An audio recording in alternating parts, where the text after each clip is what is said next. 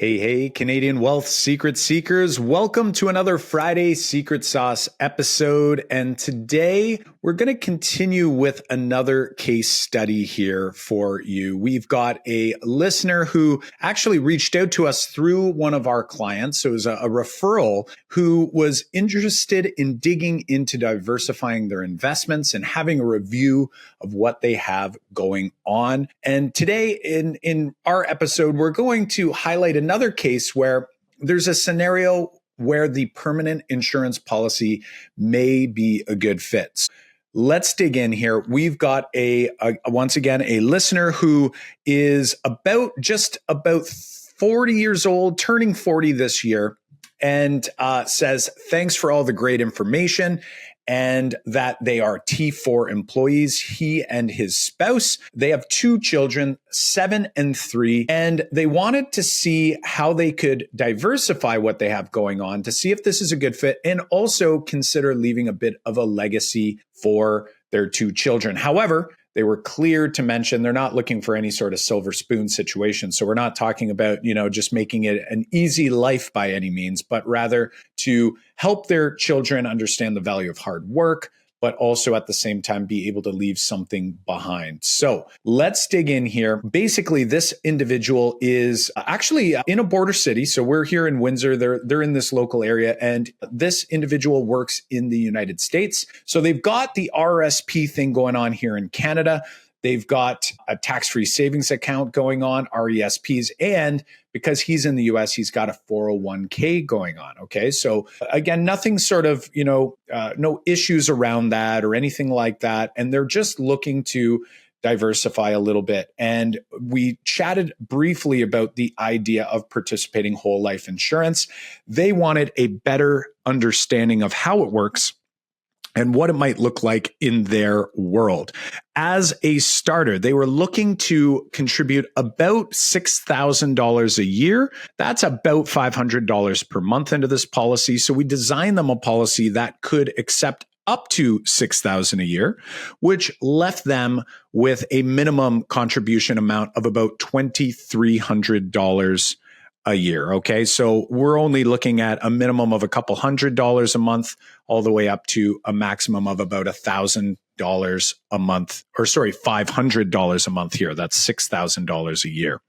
So some questions though came back, and I want to address them because there's a lot of people that struggle with this idea. They're wondering, it's a permanent insurance policy, and typically the way we set them up traditionally is through what we call a life pay option. There is the opportunity to set up a policy where it's 10 pay, 20 pay, or what they call a life pay. With all of these options, there are opportunities to do what they call an offset, which is turn the premium off early, meaning you stop funding this policy earlier on in the process. That's exactly why we tend to lean on a life pay over, say, a 10 pay or a 20 pay, except when there's a specific scenario where it does truly make sense to go 10 or 20 pay. So this individual is looking at a life pay, and they're saying, do I actually have to pay this thing for life? What if they're about 40 now? What if they want to retire at 55 and they don't want to pay premium? Is there an option to only pay for 10 or 15 years? And they also threw in this idea of maybe having a goal on death benefit of this policy. So they were saying a death benefit of close to $200,000.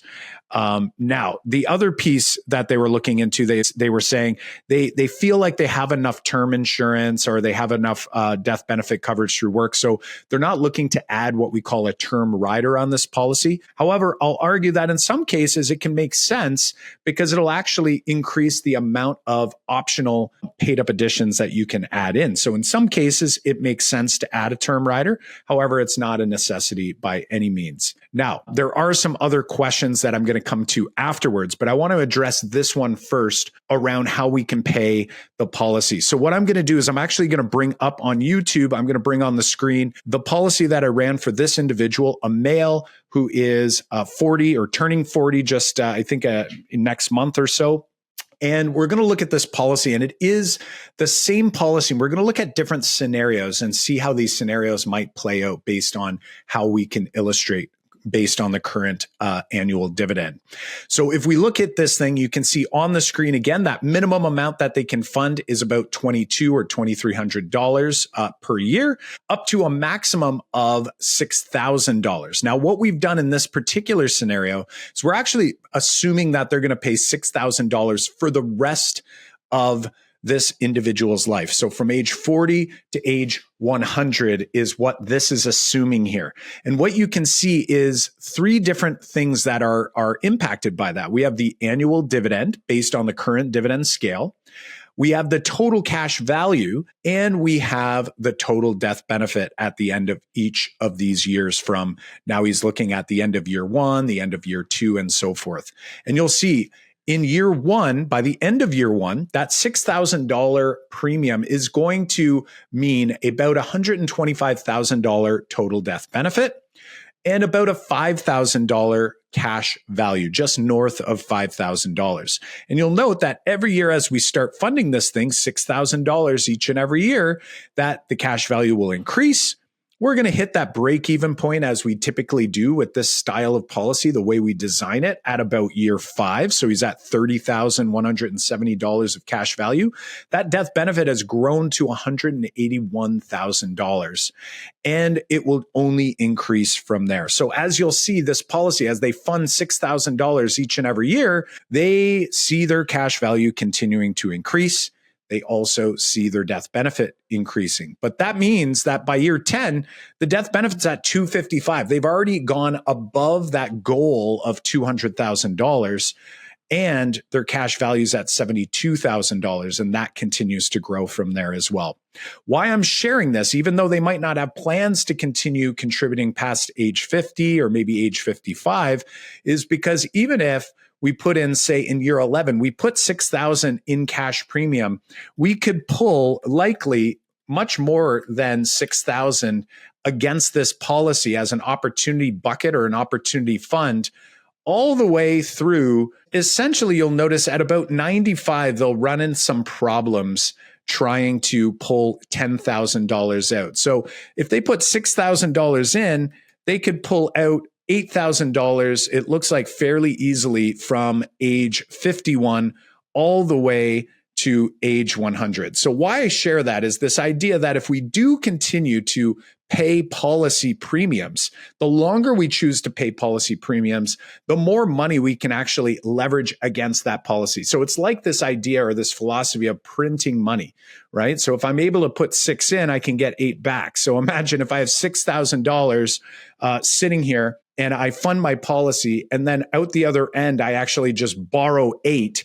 I basically turn $6,000 into $8,000 by continuing to fund the policy, right?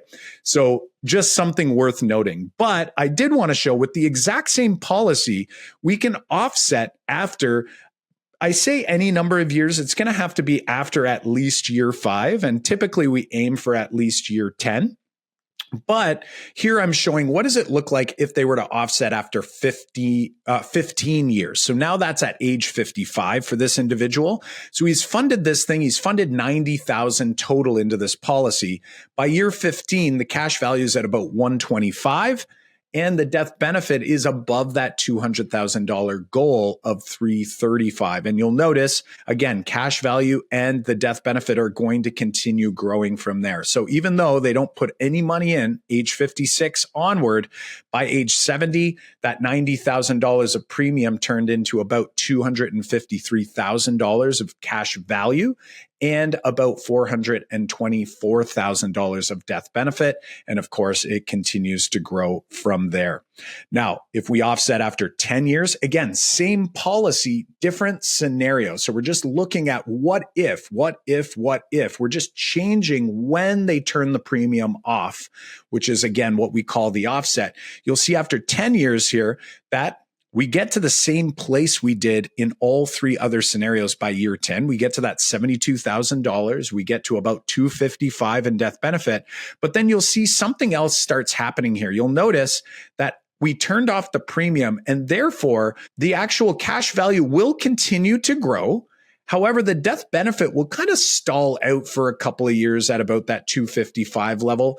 And then by year 15, you'll notice it'll start to grow again. And that's basically just the dividend trying to essentially fund the minimum base premium, that $2,300. You'll see that by about year 13 in this case, it'll take between year 12 and 13 for that dividend to be able to fully fund the minimum. So you'll notice the death benefit was sort of stalling out there at about 255, but then it will continue to grow from there. And by age 70, there's 300,000, so still more than that goal. All the way to age 90, there's about 500,000. This is really important because that 200,000 you're thinking about today, also with inflation, is not going to be worth as much or as valuable as, you might think it will be, 30, 40 years down the road. So that's a really important thing for you to be thinking about. So if 200,000 is the goal, then offsetting after 10 years with this specific policy would be not a bad move. And you now have this additional bucket growing that I like to consider to be more of my fixed income type part of my portfolio, noting that as you get closer to retirement, people tend to want to at least increase their we'll call it risk off type assets. And this would be a very, very good risk off type asset for that portion of your portfolio. Now, out of curiosity, the same policy as of today's dividend rate looks like you can offset as early as year 5. Again, not my favorite move to do, but for this individual, if you look here, you'll see that the death benefit gets to 181 by year 5. And then you're going to notice it decreases for a number of years afterwards. And why that is because we're actually cashing in some death benefit to help with the dividend to pay the minimum guaranteed premium of $2,300. So you'll notice that it sort of goes down and it dips all the way down to about dollars in, about age 60 to 65. But then you'll notice it starts increasing again. So by that point, you've noticed the dividend has now been able to start fully covering the base premium, that minimum premium amount. And therefore, that death benefit will start increasing again. By age 80, there'll be $172,000 or $73,000 of death benefit. You'll note, though, the entire time the cash value was continuing to grow. That will never go down. Once it's assigned, that cash value can only go up from there. So that's something nice to note. So for their specific case, if we offset after 7 years, you'll see that by year 7, you'll be getting to a place where there's $210,000 of death benefit, which is the goal they were after. You've got about $45,000 of cash value. And you'll notice that there will be that little dip that we were talking about because of the dividend needing to fully fund the minimum base premium. And you'll see that eventually it dips down just below 200,000 for a number of years before it starts increasing again at age 63. If they live an average age of about 85, he'll have $303,000 of death benefit with $245,000 in cash value. And if they live all the way to 100, they'll be just shy of $500,000 of death benefit, which is equivalent to the cash value of $459,000 and change. So in this particular case, we've taken one policy and we've actually looked at 5 different variations of how it could be funded, for how long, and what the actual net benefit will be to the actual policy holder. And the one question that I have for this particular individual is to start thinking about that idea of leaving something, because I heard 2 different things going on here. If you're planning to leave something, the question is, what is that something and what are you hoping it will look like and sound like? So having $200,000 can be very helpful as a death benefit down the road, but also think about the capital gains taxes that you might be bringing on if you have unregistered buckets, if you have other assets that are going to be taxed down the road. And then finally, think about what are you going to need and want in terms of spending. One thing I know for certain is that quite a few individuals get into a place where they have, let's say, an RRSP, which will eventually convert into a RIF, and they'll slowly drain these buckets down over time. And the unfortunate part is if you don't live a long life, there might be a significant amount of money left in those buckets, which will be taxed at a very high, or not an interest rate, but a tax rate down the road. So having a policy as a place where you can not only help from a legacy standpoint could be helpful, but it can also help to cover some of that taxation that you may unfortunately realize if, let's say, you live a shorter than expected length of time on this earth. So these are really important pieces. And the last part he asks about is, how do I access this cash later? And you'll notice that through our show, our podcast, we're often talking about leverage strategies. Leverage does require interest to be paid. Typically, if you're lending right from or borrowing right from the insurer, and if you're using an insurer that's a mutual company, like, for example, Equitable Life here in Ontario, they actually try to set their borrowing rates similar to the dividend scale, so that basically you have your asset growing and the actual dividend pool isn't suffering by them giving you money as a loan. So that's a really important thing to think about is how am I going to utilize this tool down the road for my lifestyle? And for us, it's through leverage strategies. If we actually withdraw cash value, there is a chance anything above the cost basis, the adjusted cost basis, is going to essentially be taxable, right? So that's a problem unless it's paid out through the death benefit. And then finally, he's asking about fees. There are fees, there is management fee, all of those things are going on. But when you look at illustrations, just like we did here, those are already included. So we're looking at the net result after all of those fees are taking place. If I pay all of my premiums up front, there are no more additional fees. However, there will be additional fees if, let's say, I pick a monthly option, or if, let's say, I pay the base premium on the anniversary date and I choose to spend the extra paid up additions throughout the rest of the year, there will be a little bit of an additional fee on top of that. So that's really important to note as well. However, when we're looking at these illustrations, assuming that the full premiums paid on the anniversary date, you're seeing everything net of all the costs in the background. All right. So that's a really important thing to think about. Like, we're not going to be taking anything off of this afterwards. It's already baked in and it's all happening in the background. So hopefully that's really helpful when it comes to the ideas of fees and all of these MERs and so forth that's going on. That's already being taken care of before you see that illustration. So after hearing this episode, the secret sauce episode, my question for you and the listeners is, think about, what is it that you need in your world now, and where should your additional funding go towards? Whether it's an investment, what kind of investment buckets should you be filling up? Have you already been taking advantage of those tax-free buckets or those tax-deferred buckets like RRSPs or the tax-free savings account? And now you're looking to grow other assets that will result in capital gains. If that's the case, then you may want to start looking at a high cash value policy, just like we explored here today,